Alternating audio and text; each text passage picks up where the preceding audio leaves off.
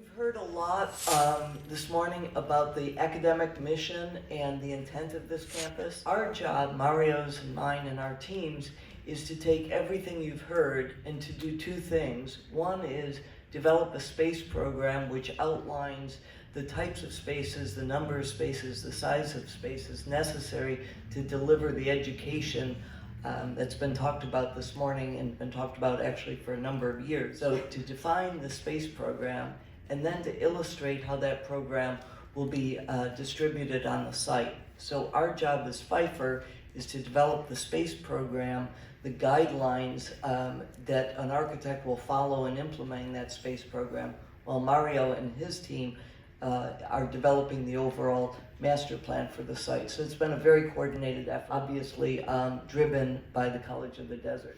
This has been a campus that's been talked about close to a decade. So it's been illustrated to date in a number of different documents that are about the academic mission. Our job is to take the next step, to take those documents and the thinking that's been done to date and to apply it now to the campus. You've heard a lot about the signature programs. I think what excites us about this is the diversity of the programs, the innovative nature of the programs, and the great responsibility we have as architects and planners to respect the heritage that's so strong here, the architectural heritage in Palm Desert. It's a great, Palm Desert and Palm Springs, it's a great opportunity for us. And what you're gonna see today with Mario and I are the beginnings of the process.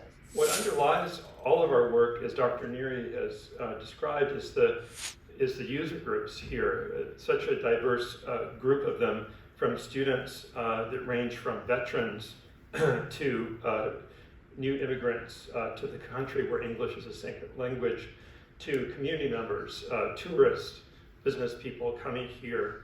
There's a very wide range of user groups that we're accommodating. So what are the design principles? Well, they include many things, but certainly things like flexibility and adaptability are key. Access and mobility, as was mentioned, is key in terms of access to education for students. And I would say that climate smart design is one of the legacies that Albert Frey and others brought to this area, and how architecture can be not just a skin deep aesthetic, but something that's really rooted in environmental response is important to us. So the context is so dramatic here. When we first arrived on this campus, were so struck by the regional landscape. I'm going to take you up in the air for a moment here as we fly around the campus. So as you look out at the Santa Rosa Mountains and then you pan to the west to the San Jacinto Mountains, look at that context of the campus. It's such a dramatic location in terms of the regional landscape.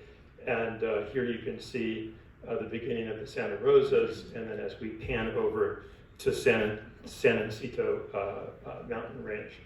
Kind of context is really at the core of our success in terms of the context, not just the landscape, it's also the cultural and civic context that we're drawing from.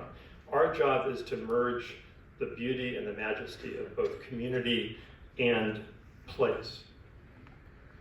Here you can see those incredible community amenities, from high schools to civic centers and libraries to downtown Palm Springs. Then, of course, you layer onto that the incredible architectural heritage of the Palm Springs area that's been discussed. Here you can see a kind of confetti of architecturally significant buildings. Imagine a student from Cal Poly coming out here, or a student starting here from the Coachella Valley. Imagine being able to walk within a 15-20 minute walk or a short bike ride to some of the seminal architectural masterpieces here in Palm Springs. What an incredible opportunity we have in front of us. And then, of course, the principle of climate smart design, making sure that the buildings really do respond to the, well, this is a beautiful temperate climate. It is severe, as you all know, and how the architecture responds to that and its resiliency to it is so important. we're very fortunate in this era to work with digital technology and data-driven tools that inform architecture. Here you're looking at a study of our engineers where we're looking at people flow, how vehicles and people interact. These kinds of data-driven simulations are going to really inform the way we work. So I'll just finish up here with the initial concept framework for the master plan.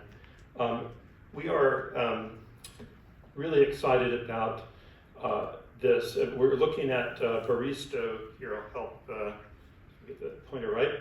Here's Baristo. Here's the existing cultural center. You can see 3 districts that are envisioned here. Here's an academic district to the southeast, the northeast district, which is more the community center, the learning hotel, and a 3rd district, which is the cultural center and parking, which feeds the campus. So the pieces of the campus are really organized around a central idea, and that central idea is what we call the arc of innovation. So if you follow my right hand to my left hand, imagine an arc as an organizing element for campus, and along that arc are key programmatic elements that serve students. That arc of innovation has a counterpart to it, which is the edges of the campus. The edges of the campus are designed to be open and inviting to the community. Here you can see along Farrell. So what is it like if you approached the campus? You're coming to see a lecture at the event center. You turn left on Farrell and you're bracketed by an active portal. You can see the Culinary Art Institute on the right and the accelerator on the left with the majesty of the San Jacintos in your background view. If you're coming down Tockwitz in a westerly direction, you see the hotel, but the hotel has in its foreground a thread or a piece of the campus fabric that creates an inviting community courtyard at its corner condition. The arc of innovation is really a movement space where students congregate, socialize, and move along the inside of that concave-shaped arc, always with a vantage point to the San Jacinto Mountains and the unfolding view.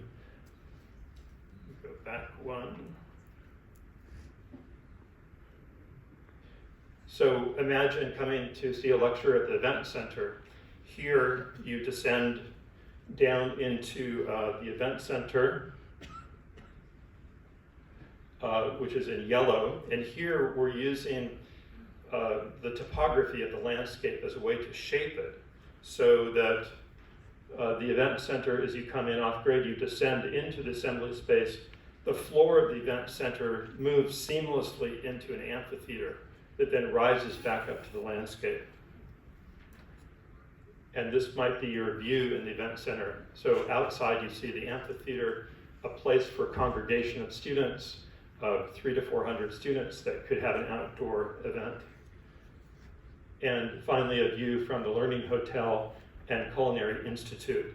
So we're really excited about this idea of merging community and landscape identity.